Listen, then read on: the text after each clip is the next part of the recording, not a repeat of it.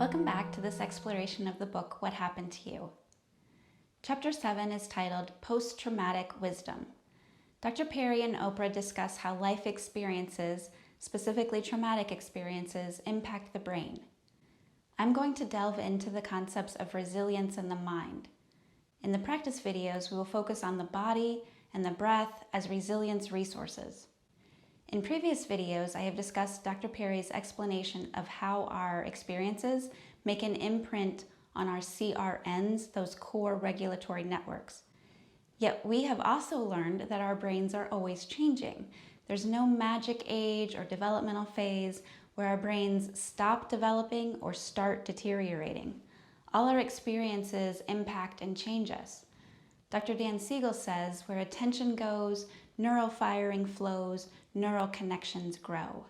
Through the practice videos, we have been introducing ways to expand our window of tolerance, which is a practice of sensing some degree of challenge or manageable stress and moving through it without losing our cool.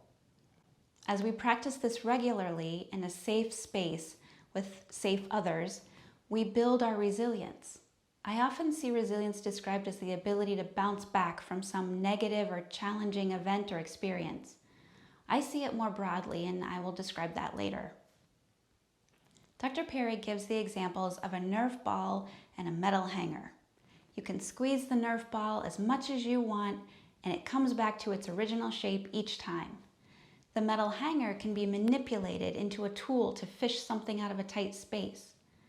We can try to reshape it, but even if it can go back to being used as a hanger, it will never go back to its exact original shape. It is resilient, but it's not unscathed. Sometimes adults see children's resilience as the Nerf ball when it's actually the metal hanger. For children to be able to demonstrate resilience after a traumatic event, it largely depends on their home and community. Meditation teacher Tara Brach says that our species isn't survival of the fittest. It's really more like survival of the nurtured. I'll include the link to that episode in the description below. My take on resilience is like a suspension bridge. We all have some amount of resilience in us, but it fluctuates all the time depending on how much is pulling on us at certain times. Our resilience depends on the degree of support we have from our environment, the quality of our health, both physical and mental, and the strength of our relationships, how connected we feel. When our basic needs are met and we have felt safety and meaningful connections, then we can adjust to situations. We can't do it alone, however. With fewer connections, we feel more weight pulling us down. We feel unstable because we don't have the support or the connections that keep us balanced. Oprah and Dr. Perry have a discussion in this chapter about how single parents have impossible expectations that they try to manage. In my bridge analogy, I would say that the single parents are expected to carry the metaphorical extra weight of caring for a child without the extra support of a partner. Just like our connections shape us, meaning our CRNs, they also reshape us. A child who has had practice with predictable, moderate, controllable challenges in his or her life develops CRNs that can, as Oprah calls it, weather the storm and get back to baseline. Our body and brains are always seeking baseline or homeostasis. If we can have experiences where we get slightly out of our comfort zones in any context, and we have the support of our family and friends, then we can weather a variety of situations because our window of tolerance widens. We can take in and take on more challenges because we have experienced coming back to our baseline where there was support. One example of this weathering the storm that came to my mind is the 2018 rescue of the boys' soccer team in Thailand. The boys and their coach went to visit a cave just for a short, last-minute, post-practice bit of fun. Rain came into the cave and caused flooding while they were inside the cave, and that blocked their way out. They ended up trapped in the cave for more than 15 days. The soccer coach that was with the boys had training as a Buddhist monk. He taught the boys meditation to help them stay calm and have hope. This story is an amazing, almost extreme example of resilience in the face of a traumatic event. I highly recommend watching the movie about it called 13 Lives, but let's get back to Chapter 7. Dr. Perry points out that there are other factors that influence our resilience. The examples he gives are genetic factors, intrauterine exposure to alcohol, a history of attachment problems, and prior traumatic experiences. These are related to the sensitivity of the stress response system and can make a person more vulnerable. It is my hope that you are taking from this series of videos that realization that slow, rhythmic movements, breath awareness, and deep rest serve as a buffer for these types of vulnerabilities.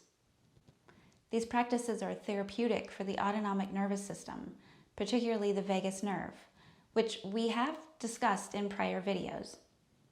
The vagus nerve passes through the belly, diaphragm, lungs, throat, inner ear, and facial muscles. Through these practices, we are communicating with the areas of the mind and body that are below the level of consciousness and are associated with felt safety and emotions. Using structural breath and mindful movements, we are building neural connections in the area that enhances our interoception. As we build interoception, we enhance our insight and emotions. This then leads to building more empathy for others. This is why anyone, but helping professionals especially, need self-care and some form of group care. As Christine Weber puts it, this is exercise, and we need it just as much as exercise. Self-care is not for the weak or privileged. It's not for the end of the day. It's for everyone, every day, and it's a necessity for helpers to avoid compassion fatigue. Dr. Perry and Oprah remind us that failure is part of the process. Sometimes failure is our greatest teacher. As toddlers, we learn to walk by falling down and getting back up. As teenagers, we learn to get help only after thinking we didn't need any help. Life gives us countless opportunities to learn by making mistakes. The key is to have the right balance of challenge and support, and lots of practice in a nurturing environment. I believe that this is precisely why it is so important for us to practice predictable, moderate, controllable challenges for ourselves in the context of our safe others so that it becomes embodied. The last key point I want to mention is the conversation Oprah and Dr. Perry have around movement and rhythm as forms of communication and connection. Think of the last time that you felt really upset, angry, maybe even totally dysregulated. Recall it just for a second right now. Now imagine if someone said to you in that moment that you just needed to calm down. Maybe that is what happened.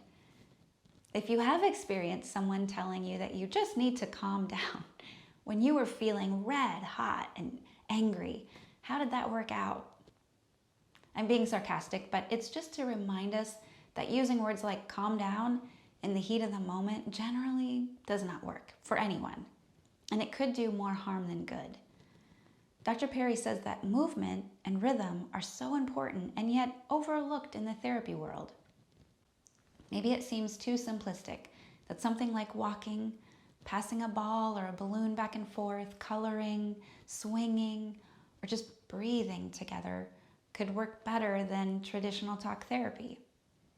I invite you to try this the next time you feel upset or you're with someone who's upset. Rather than talking, can you find something rhythmic to do together? Let go of expectations and just see what happens. Dr. Perry reminds us of the notion that true healing happens in relationship. A healthy community is a healing community. With that in mind, it is my hope that you use the practice videos for self-care, co-regulation, group care, and community care, because even the smallest practice of awareness has the potential to shape shift in ripples from the individual to the whole community. So please join me for these practices and then share them with your partner, your group, your community to build that bridge. Connect with your people and feel the shift into post-traumatic wisdom.